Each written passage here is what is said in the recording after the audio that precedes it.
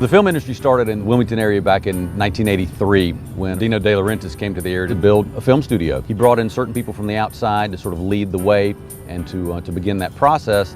And then a lot of people moved here and began to get trained in the industry in all the various crafts that are required. And so where we started off with an industry that was made up mostly of people from the outside and just a few local people that were hired, eventually Dino was able to transition that to where we had an industry that was made up of local people and very few from the outside, to where we find ourselves today, 30 years later, with about 2,000 local crew people working in the industry. And we're not just talking lower entry-level positions, we're talking a lot of the top-level positions here, producers on the various TV shows, production managers, accountants, assistant directors, stunt coordinators, special effects directors.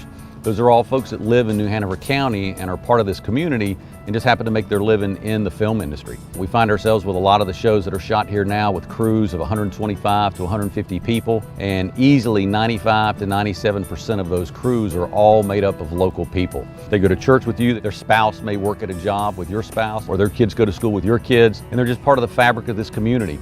And they'll tell you that there's very few places in the country outside of New York and Los Angeles where you can get that feel of a crew. You get people that have a camaraderie, people that work together, that when work is over, it's not that they're just going back to their hotel room and then when the show is over, they're leaving town. These are people that when work is over, they're going to their kids' softball games or their soccer games, or they're going home to see their families.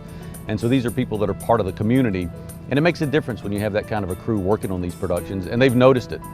Just today I got an email from an executive from a show that recently shot here, and it was their first time here, and he said the experience here was just unbelievable. He said the best crews we've worked with, the best facilities, the best locations, the community was very open, and he said we can't wait to come back and do our next project and bring more projects. But one of the things that a lot of people don't realize is that most of the money that film companies spend are actually with local small vendors. They're not with movie-specific vendors, companies that rent lights and cameras and movie equipment. They're companies that provide clothing. If you're doing a show where everyone is wearing contemporary clothes, those clothes have to be bought somewhere. If they're building a set at Screen Gem Studios and it's supposed to be the inside of a house, then they need everything that would be inside of a house. They need furniture, they need appliances, they need dishes for the cabinets, they need picture frames, they need linens. All of those can be bought at local vendors in the area. Car rental companies, sign making companies, tents, chairs. So when people look through the community, they may think, well, we don't have a lot of vendors here that provide movie equipment. We've got the few that provide those unique pieces of equipment that they need, but the majority of what they need is just purchased from local small businesses, mom and pop type places. And a lot of these vendors will tell you that they've developed such a relationship with the film industry now, mostly based upon their service, that it makes up for a large piece of their business now.